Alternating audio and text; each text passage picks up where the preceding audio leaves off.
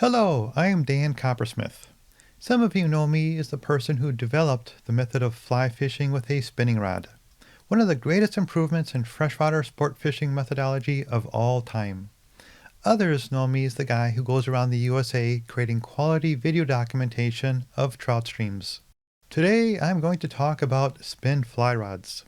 A spin fly rod is basically a fishing rod that can be used effectively as either a spin fishing rod or a fly fishing rod. The key to this working is that the handle can handle either a spinning reel or a fly reel.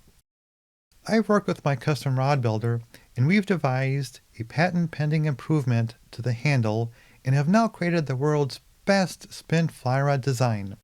More about that in a moment. Spin fly rods are not common, but they give unsurpassed versatility to an angler. Imagine if you're out fly fishing on a river, and then the wind picks up and it becomes too windy to fly fish anymore. With a spin fly rod, you can swap in a spinning reel and keep fishing effectively. And if you're using the fishing techniques I've developed, you can still fish the exact same flies using a lure as a casting weight and attractor. Sometimes the problem is not wind, but too many tree branches in the way, or the water is too deep, or too fast, or too murky. Maybe you started out fishing with a spinning reel, and then you come to an area that looks just perfect for fishing with a fly rod. If you're fishing with a spin fly rod and have a fly reel in your backpack, you would only be 5 minutes away from making that perfect fly cast into that perfect pool, riffle, or run. When I first heard about spin fly rods, I was skeptical that they would perform well. I started off with one rod, and after using it for a season, I was so impressed I bought 3 more. Those 4 rods were the only ones I used this past season. I fish about 100 days a year, and recently I just bought 2 more. Fact is, I don't want to fish with anything else, and I don't. They don't manufacture good spin fly rods, so if you want a good one, you need to have it custom made. If you don't know anyone you trust to make a good spin fly rod, you can send me an email and I can get you in touch with a guy I work with who currently makes the best spin fly rods in the world. I recommend using a fly rod blank. The reason is simple.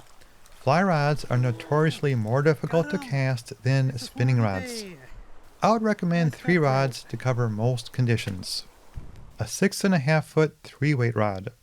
This would be used on small creeks where I might normally use a 5.5 foot ultralight spinning rod. A 7.5 foot 4-weight rod. This would be used on medium-sized streams where I would usually use a 6 foot ultralight spinning rod.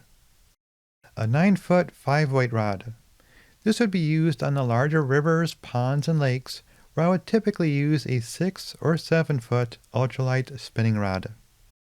If you're like me and use braided line on your spinning reel, then you'll need to use lightweight ceramic line guides on your spin fly rod. I performed an extensive test comparing traditional spinning rods versus my custom-made spin fly rods. I measured distance and accuracy for casting a 1/16 and 1/8 ounce lure. In all categories, the spin fly rods outperformed your traditional spinning rod counterparts. I believe the length of the spin fly rod, along with the guides and guide train used, give it an advantage for casting distance. The handles used have a slightly larger diameter. This results in a better grip and a more precise control of the rod, and is probably the reason for the better casting accuracy. The cork handles also give you the freedom to position your reel anywhere you want on the handle, which is a feature I really like. You can read more about these tests on my website.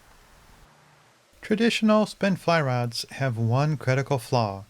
The plastic rings on the cork handle require a small amount of friction in order to hold in place securely. If the cork dries out, which can happen if you fish in a dry environment like the Rocky Mountains, or if you run heating or air conditioning in your home, the cork can experience a slight shrinkage, which will allow the plastic rings to slip.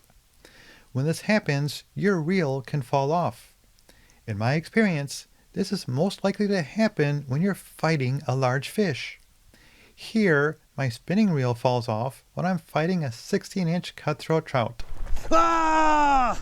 In this scene, my fly reel falls off and I end up losing what looked like a 19-inch The reel bull fell into the trout. water. And I don't ever, it's like a second Tinkira rod. It's a big one. It's a huge one. Honey, get up. Holy cow. He's big. He's real big. I can't. Oh! No!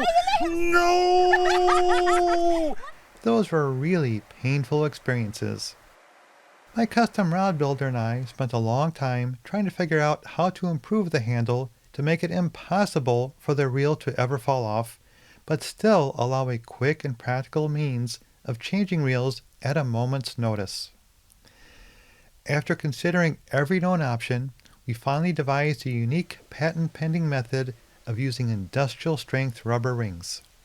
The result is the best designed spin fly rod handles in the world, and right now, my custom rod builder is the only one using this method. There are two options. 2 rubber rings can be used together with 2 plastic rings, or 4 rubber rings can be used by themselves. These rubber rings are extremely slide resistant. They are also impervious to cold, do not delaminate, and apparently very abrasion resistant because I rubbed one on a piece of sandpaper for several minutes and it had no visible scratches on it. To move a ring, you need to roll it up or down the handle, then nudge it from several different sides for a fine-tuned adjustment. Once in place, these rings do not move unless you deliberately move them. The rubber rings come in 8 different colors. Lately, I've been getting my rod blanks from a manufacturer who offers their rods in 36 different colors. I like my gear to look good and be color coordinated. Most rods are black, which to me is a boring color, and if you have several black rods, you run the risk of getting the different parts mixed up and then fishing with pieces from 2 different rods. That isn't likely to happen with a painted rod. Other options I like to have on my custom spin fly rods are measurement markers so I can quickly determine the length of my fish before releasing it, and of course, putting the patented Coppersmith Studios logo on the rod. I plan on releasing future videos reviewing the performance of my individual spin fly rods. You can also find a listing of these videos and more information on spin fly rods from my website, coppersmithstudios.com.